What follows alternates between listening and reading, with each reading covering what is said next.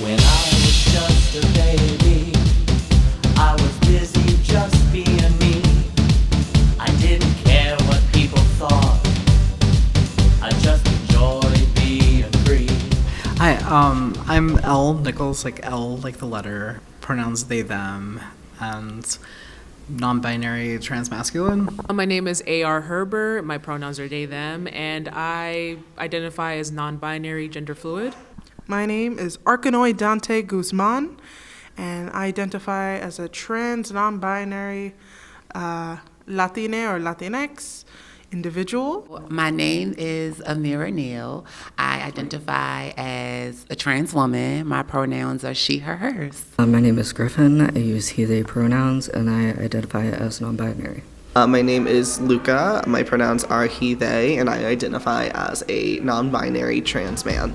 The whole world was so wondrous, such a beautiful, joy-filled place. No limits, only universe, endless freedom, open space. Let's talk about it all. I fundamentally disagree with the idea that there are just like two things. For me, the definition of non-binary is just anything that it doesn't clearly fit into the gender binary enforced by society that is man and woman. I think gender-wise, there's as many genders as there are people on this planet. Like, I genuinely think if most cis people sat down and tried to ask themselves what their gender is without using the terms man or woman, without using the terms masculine or feminine, without using like any kind of genitalia-related terms, I think most cis people would kind of realize that they're not that different from us. If you think of a tree, right? And the tree is trans, but you have so many branches that stems off. So it looks different. Transness looks different for everyone. But for me, it's understanding that I'm more than this body. So there's a power within that. So I operate in that. And that's my transness. It's my superpower. I've always grown up kind of being confused in how I existed with my body and identification. So I feel like non-binary makes sense of it in the aspect of I don't exist in a binary. I feel like I identify with things differently than like feminine or masculine. Like in the same way how my colors pulse outwards, my identity pulses outwards into different spheres that there aren't words to describe. Like, my ideal world would be that people feel free to explore who they are and to be okay with other people doing that. But then the whole world shifted. I'm being told how I should be. Don't think like that, don't act that way. Basically, stop being me. Yes, let's talk art. So I had never done a larger piece like this. It's been very fun to incorporate things such as my wood burning with my poetry, which is what I went to school for, and my painting, and it's very enriching to create something so multimedia. Because I range from either cartoon, illustration, stylistic, something you would see in a cartoon book or a comic book, but I go to then a conceptual, like expressionistic style that is, varied from anatomical structure and I guess like semi-realistic portraiture of myself.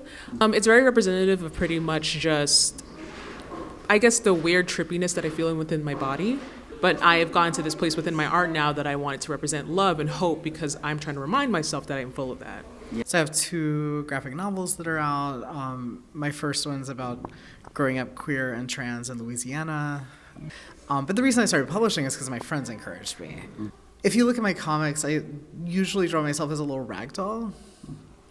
And a lot of people ask me about, like, why a little rag doll? Because I draw other people as people. I draw my kids as little rag dolls, too. But the reason I started drawing myself as a rag doll was, like, when I was in college and trying to, like, draw, I couldn't conceive of how to embody myself in my work. And this is before I, like, came out as trans or, like, realized I was trans. And so for, like, years, I drew myself as this little rag doll. And at some point, I realized it's because, like, it can be consistent no matter how I change. And so I challenged myself to be vulnerable in my work. And in doing so, I started like actually depicting myself. This also went along with like doing more photography. So doing like portraits and stuff like that, and like actually being in my work, which was very uncomfortable for me. I focus a lot on mythology and sort of horror, genre fiction as a way to tell a story. I think I usually let like the idea inform the medium. So it depends on what I want to do and what I want to say with the piece. My art style is a very mixed type of media. For the most part, I use acrylic on canvas. That's the main media that I use, but I'm starting to experiment with other mediums. The influence of my artwork comes from just me being like a trans woman, and there's no representation of like trans artists, trans women in art, particularly Black trans women in art. And my artwork is my artwork is my weapon. My artwork is a part of my weapon and my shield. I wanted to present to people how I see myself. And I see myself as a bunch of colors transitioning and emotions riding outwards like tides.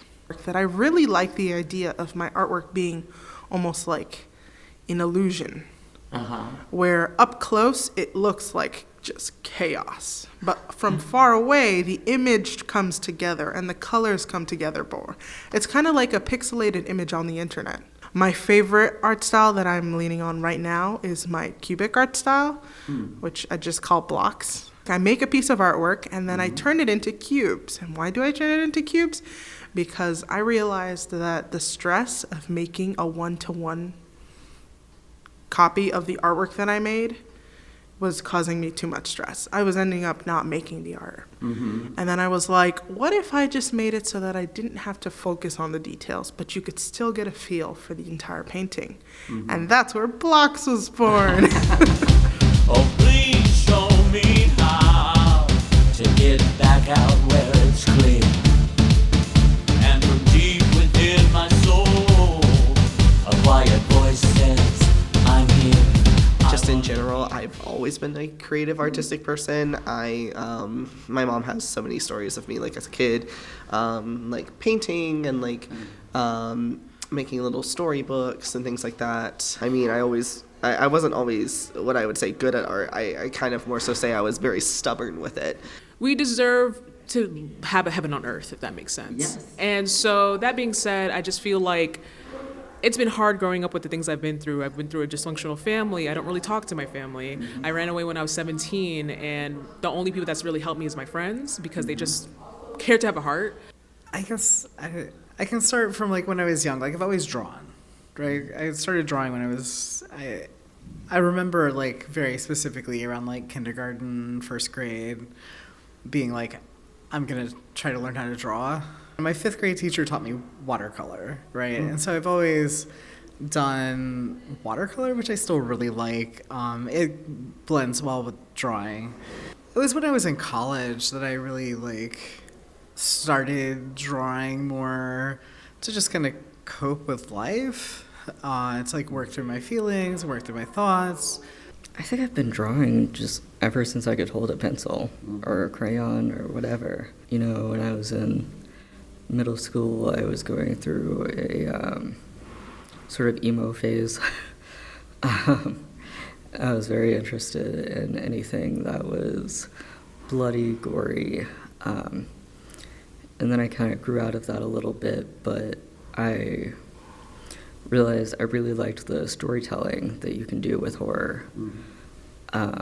As I grew older, I realized, like, oh, there's sort of this hierarchy that is being enforced where, you know, there are artists and artistic types, and then there are people who aren't artistic. And that's what was told to me. I do not believe that is true today. So I actually have my associate's degree is in fashion marketing from the Art Institute of York, Pennsylvania. I specialized in fashion marketing. The degree is in specialized business. And then I went back to the International Academy of Design and Technology in Tampa, where I obtained my bachelor's degree in fine arts. My major was fashion design. Fashion was how I got into doing my artwork, was because I was so in love with fashion illustration. A lot of the times I would sketch like ideas for my mom that were plus size models. And I would sketch these ideas for my mother. And my mother would come and be like, well, let's see what this would look like. Let's see what that looked like. So my mom actually kind of would help me design in my early stages of being an artist, you know, and I wanted my mom to feel seen. I wanted her to feel heard. I wanted her to feel beautiful. I wanna be free again. Free to be me again. I changed my whole life around. Nothing can hold me down. Just free to be me again. My experience with Project TRANSCEND has been pretty awesome. I started out knowing that we would have a process group and knowing that I'd be with other artists, and that was a pretty great experience. It's been really nice to be here with other trans artists. I feel like I've grown a lot through this program, through this project. I have met a lot of great artists, a lot of great people, and it's just been great to be in a space with other artists who know who they are. That just being able to like work with and see other queer and trans artists who are so talented and amazing, just to be in a space, in a creative space with other amazing artists was like the highlight of that first week for me. And every week after, it's like, I'm working on my piece. I see the progress of my piece. I want to see the progress of everyone else's piece. So it's like that anticipation builds up for each Sunday that we've been meeting. So it's like I can fast forward my week to get to Sunday. So, But it feels like for the first time I have a voice, and my voice isn't shaky. I'm not nervous. I'm not hidden. And I think that's what I'm used to. I'm used to always hiding. Every artist that I've met in here, and all the people working like in the background, just getting everything working and stuff. I am so happy that everyone has been here. It's been awesome meeting everyone, and their work is so integral, and I'm so grateful. And I'm so grateful to be in this program. I wanna be free again. Free to be me again. I changed my whole life around. Nothing can hold me down. And I guess to other trans people, I would say every part of you is sacred always. To always be open to finding community and staying positive, honestly, it always sounds like that corny thing that people are told to do, but it's the most vital thing you need. Anyone can be an artist. Everyone is an artist. It's just a matter of, making the art. I just want the younger generation to know that, hey, you can, you will, and you'll figure it out.